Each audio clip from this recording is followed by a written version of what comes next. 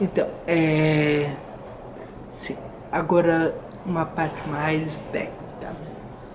O você falou, né, da diferença dos tickets. Essa peça, o Priscila, ele é, em certo ponto, uma franquia Sim, na questão da produção. sim. Mas eu ouvi o diretor também falando sobre a diferença no dia da estreia, sobre a diferença da participação do elenco, do empenho do elenco. Então eu acredito que deva fazer um pouquinho a diferença.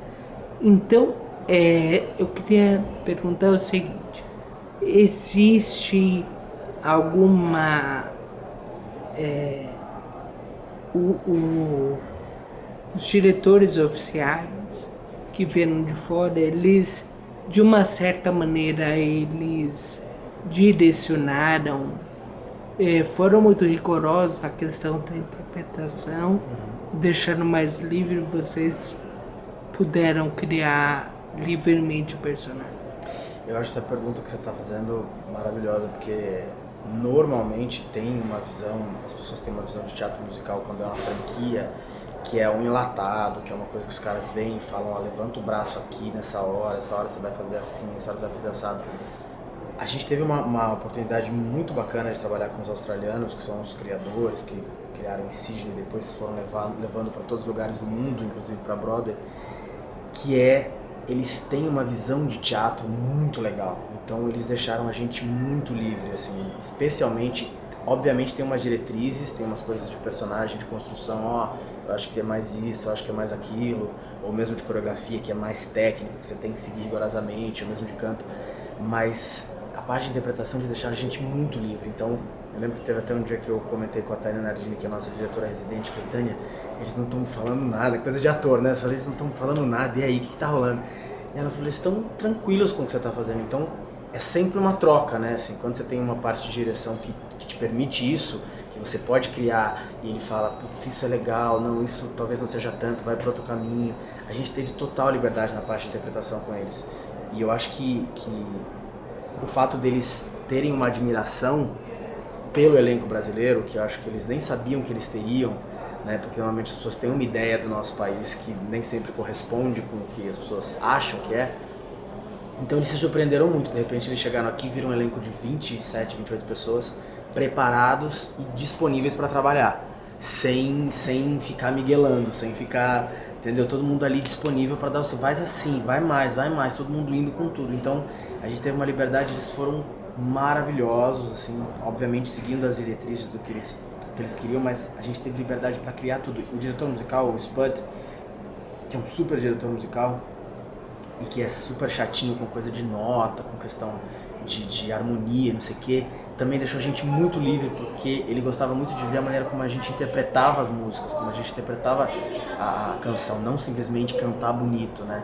Porque isso é E eu só... me lembro que ele falou durante a coletiva sobre a questão de primeiro ele buscar que o intérprete da música encontrasse a emoção da música. Exatamente. Então eu queria que você falasse um pouquinho sobre isso e também emendasse a questão seguinte. Você acredita, você, Luciano, que de alguma maneira perca alguma coisa a questão da música não se traduzida? Tá.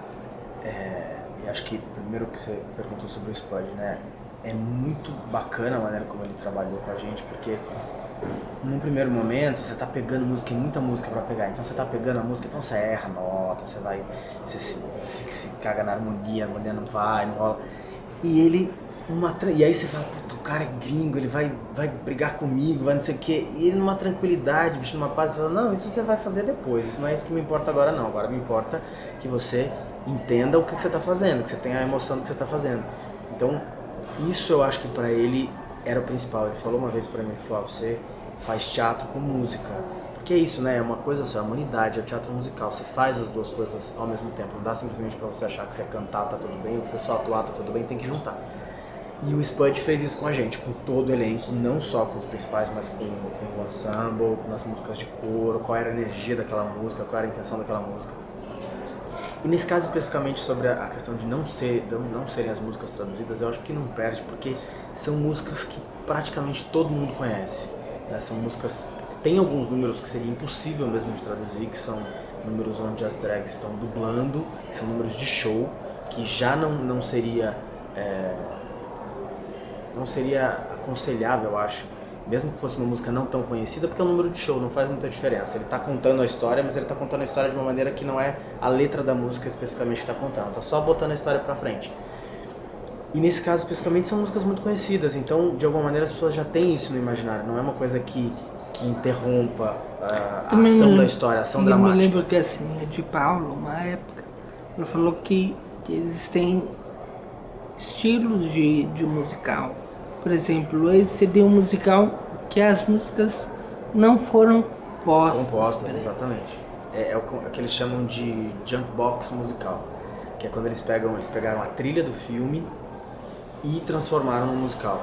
Então, a maioria das músicas que tem aqui no espetáculo foram tiradas do filme e aí colocadas na boca dos atores, com alguns acréscimos, como I Say a Little Prayer, o You're Always on My Mind, que tem algumas cenas que foram acrescentadas para dar mais dramaticidade para a história, mas no geral são as músicas do filme, não foram criadas para isso. Então elas contam a história por um outro viés, que não necessariamente pelo entendimento da língua, então não tem problema. Então aqui no show você acredita que as músicas elas têm mais, porque tem algumas músicas que têm tradução, que são essenciais pelas traduções para um entendimento, porque aquelas músicas especificamente elas funcionam como numa mania para contar uma parte da história, mas as outras são realmente de show. Então você acredita que as músicas aqui elas têm mais essa característica de show do que de contar a história? Por um outro lado, eu também já me dando a pergunta, eu procurei a tradução de todas as músicas, porque primeiro que eu gostei muito do espetáculo, eu queria saber sobre se as letras contavam. Elas, em alguns casos, acho que em todos até, de alguma maneira elas contam uma história também. Sim. O que eu acho que assim, elas não são simplesmente, tem características de show. O que eu acho é que elas estão no imaginário, muitas vezes, das pessoas que vêm assistir, então elas não necessitam de uma tradução. Por exemplo, na cena do Tic, quando ele canta com o filho You're Always on My Mind, que o filho pede para ele imitar o Elvis, e ele canta pro filho, mesmo que por algum motivo alguém não conheça essa música ou não saiba exatamente o que significa a letra, ela vai se emocionar pelo contexto da cena, do pai que está fazendo aquilo ali com o filho. Então, não é que todas as músicas têm uma característica de show. Eu acho que o show tem mais no I Will Survive, no It's Raining Man, que são algumas músicas que eu diria que são quase intraduzíveis, né? Como é que vai traduzir? Tá chovendo homem? Ia ser obrigado.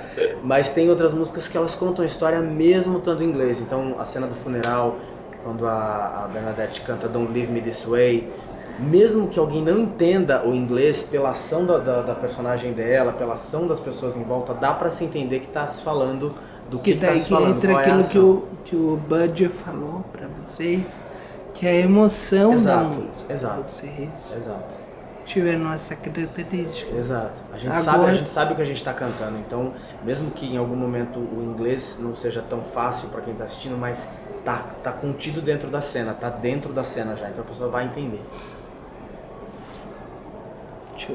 Deixa eu dar mais um pause.